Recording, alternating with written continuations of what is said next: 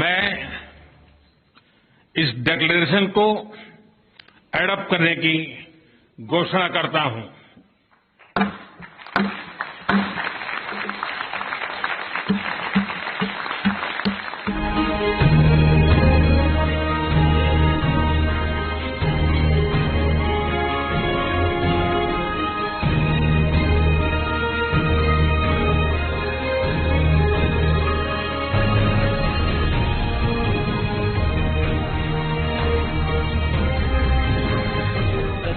Recognized that they can have significant consequences for the global economy. In particular, they dwelt on the ongoing war in Ukraine and the impact it has had. The most ambitious presidency in G20's history ever, because the number of outcomes it has, both the outcomes and the annexed documents are about 112. Which is more than 2.5 times which has ever been achieved before.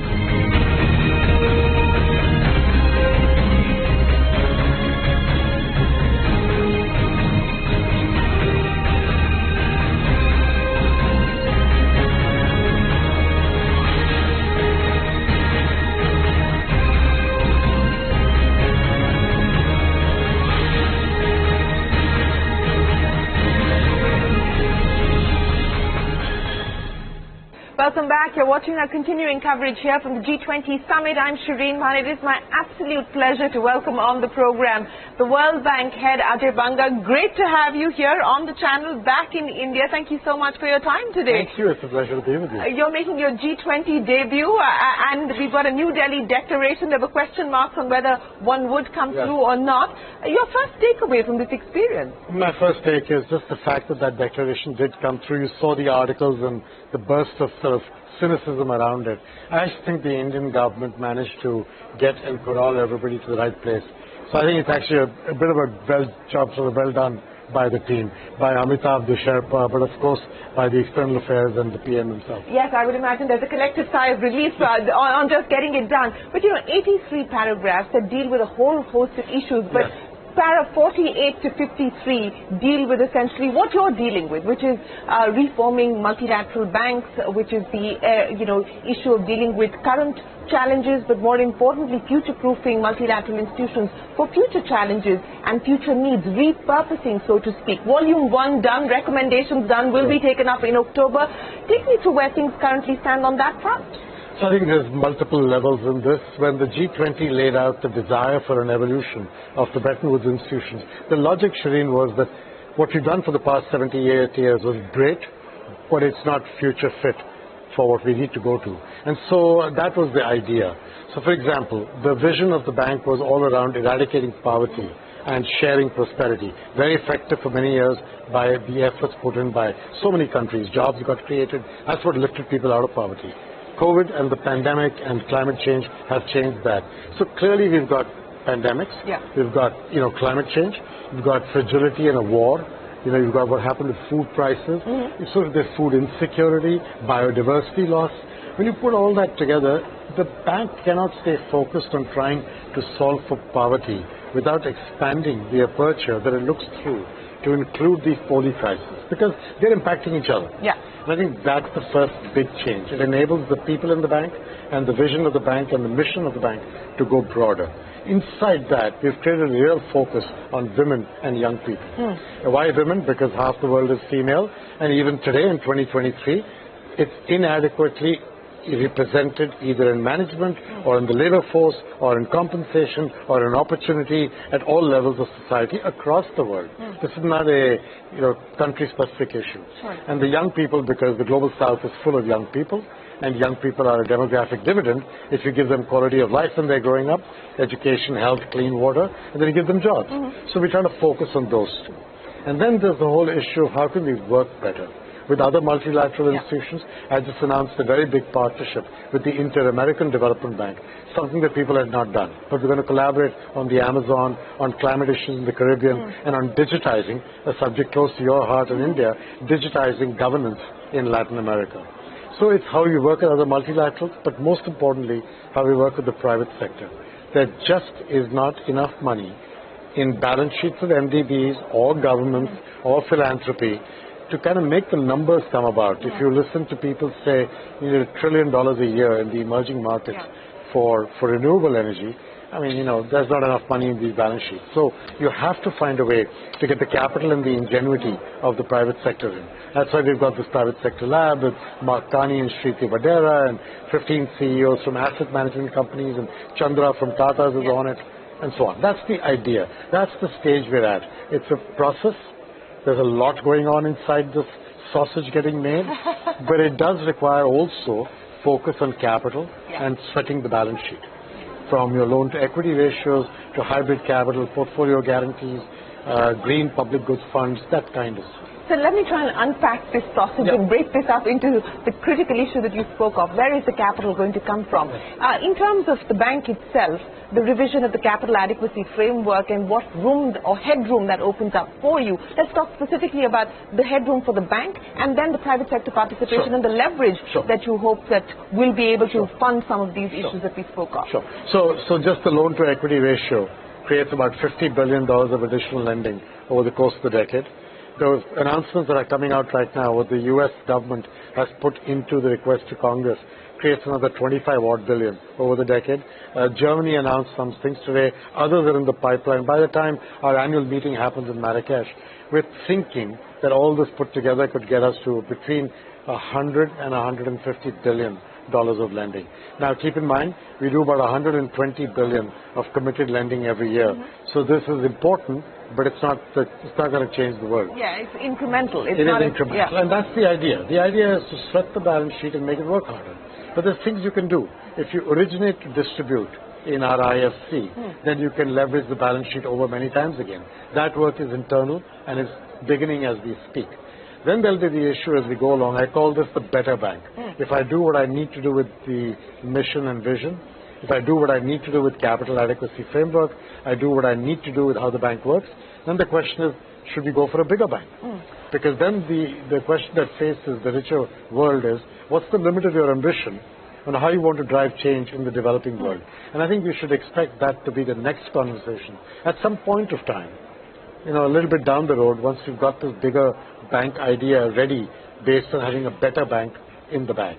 That's where I'm going. So the journey from bigger to better, or better to bigger, or better to bigger, what is the aspiration? And I know that this is a work in progress and a work in process, but what is the aspiration given the needs that the world faces today? Well, the G20 expert group put out aspirations. They talked in terms of hundreds of billions of dollars of additional capital into the multilateral banks. I don't know if that's going to come, because it's not as though the world has got a great deal of fiscal headroom right now to be able to do this.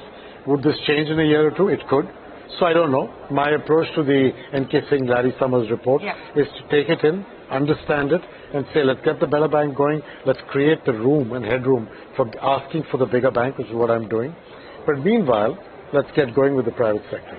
Because, Shirin, even if we get $100 billion more capital, you're not going to get what you need for the kind of things we're discussing, from renewable energy to agriculture and methane to transportation to what we need to do with carbon capture. This is just in the climate space. Now let's talk poverty alleviation. Then let's talk pandemics, and then let's talk fragility and refugees. So there's a lot to be done here. The idea that somehow this will all come from multilateral banks or the generosity of the richer world, I don't think you should do that. I think you should view that as seed capital, as the foundation on which the private sector must come. So what is the role then that you expect the private sector to play, since you talk about the fact that governments around the world, as well as multilateral agencies, find themselves fiscally challenged and fiscally constrained?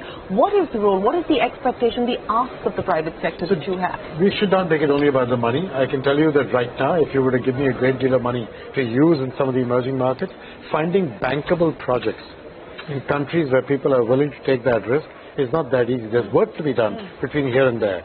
So it's also, it's a supply and demand situation. Most conversations end up about the capital supply. Actually, it's a little bit of both. One of the things the private sector can do really well with multilateral institutions and the like is to get more bankable projects on the ground. We need to help them do that. For example, we can advocate, and we do, for regulatory policy certainty. One of the things the private sector loves is to have an idea and a roadmap of where things are going with tariffs, where things are going with negotiating with the utility, where things are going with foreign exchange or with guarantees, right? First loss in some cases. So I think there's things that the multilateral institutions and governments can do to make it easier, more palatable, more predictable, more consistent policy for the private sector. But then the private sector has to work with us to create bankable projects. So I think there's those two roles, even before you get to the capital that the private sector can bring.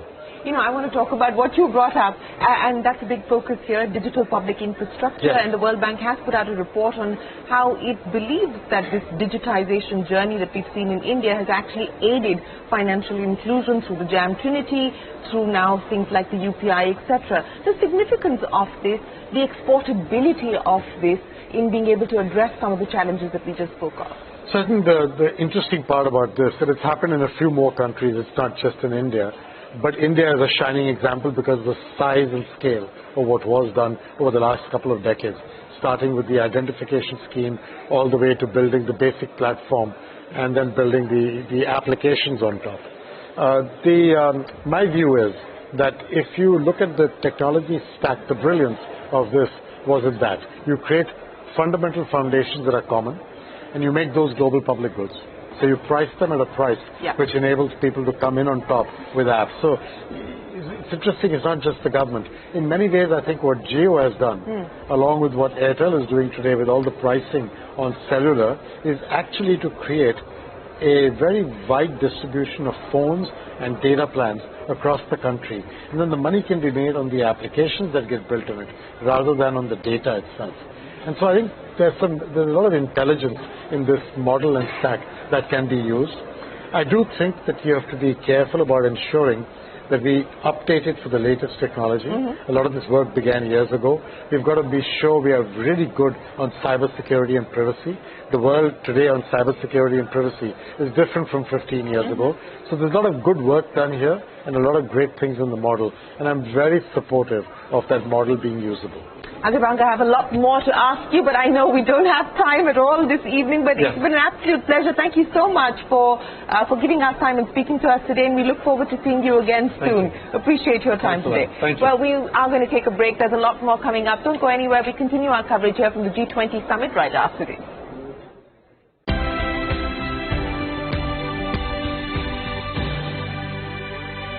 How important a deliverable is this for India and the G20? Look, the G20, the New Delhi Declaration, and all that the New Delhi Declaration covers are all deliverables. But, you know, some deliverables are, by the very nature of the issue, come in small doses. Other deliverables are concrete, straight up front. So I don't want to draw comparisons because comparisons at the best of time will be odious. But let me tell you, the Global Biofuels Alliance is very special because it brings countries together, those who are producers of biofuels, those who are consumers, those who are interested in international standards and specifications, technical issues, and those who are interested in encouraging biofuels from the point of view of facilitating and accelerating the journey towards net zero. So the very fact that biofuels have been around for a long time. I was ambassador to Brazil between 2006 and 8, and I used to deal with Unica. Unica is one of the cooperative society which deals with biofuels production. And I've been dealing with them for the last, since 2006. But I never thought, even then, we always had the ambition, we have always had the desire that we should move towards an international arrangement. The Brazilians in 2006 used to tell me that, look, if India comes with us and along with the United States, we could have an international arrangement. But India's biofuel production till 2014 was only about 1.5%. Right. And that also we wanted 5% in some of our states and union territories. We couldn't get beyond 1.5%. Right. Today, against a target of 10% by November 2022, you did it 5 months in advance. You did 10%. Today you have a target of 20% biofuels blending for 2030. You're going to do it by 2025. Right. And I can tell you, it's an idea whose time has come. It's an idea which is being implemented, and whether it is the automobile manufacturers who will provide flexi-fuel engines, whether it is the producers of agricultural product. But more than that, look at the technological advance. Your second generation ethanol plants are going to be made from agricultural waste or parali. You know, instead of burning the thing and toxicity being produced and all of us not being able to breathe in Delhi, today you will have a situation where that will help produce ethanol, then compressed biogas, all this. So it's a very major development, and I think the full impact of it. Look, I don't think we should celebrate anything till it's finally done. Well, I can tell you, I've been a proponent of the idea for the last 20 years, and I can tell you, I see tremendous potential, and what I see more than that, it's something that people are waiting through. So it's not no surprise that the heads of state and government of these countries joined our Prime Minister in order to welcome and initiate the event. But how will this drive the agenda of greater adoption of biofuels across the world, ethanol-blended fuel? How do you think this will drive the agenda? What will be the pillars of this alliance going forward? Well, I think the answer is very simple. The answer actually comes from the fact that you make an assessment what is the nature of the biofuels market today. According to the IEA, the International Energy Association, the biofuels market today is about $92 billion, less than $100 billion. But it is expected by 2030 to go up to $192 billion. So, I mean, kaha $92 billion and kaha $192 billion. Now, who will want to drive this forward? There are those who have the capacity. I mean, if you are a country which has natural resources, natural endowments, you have land, you have sunshine, you can grow crops, you can have biomass, you can make it from agricultural waste, you can make it from bamboo as in India. So once that consciousness starts permeating through, you see, people are just used to the idea of biofuels being a small part. They're used to the idea of fossil fuels. And frankly, fossil fuels are the mainstay. But you try to go into alternate forms of energy, you try to go into nuclear energy, you ran into some problems there. There are issues relating to, you know, safeguards, safety of reactors, etc. But more than that, today in biofuels, I don't think you have those impediments. In India, the biofuel plants are all made indigenously. They are Atmanirbharta, they are full. And even the third generation plant we're doing is with some technological collaboration. But this can be an entire homegrown win-win for our agriculture sector, for our fuel sector. And it's not just this, compressed biogas, satat plants, etc. So this is a story which I think is not only unfolding, but I think, as I said, I think the moment has arrived. Sir, the fact that India and the emerging markets could build consensus on the wording of the Ukraine-Russia war, what does it say about India's maneuvering capability on the G20 table? I have been a diplomat for 39 years. By diplomat, I mean I was a foreign service officer.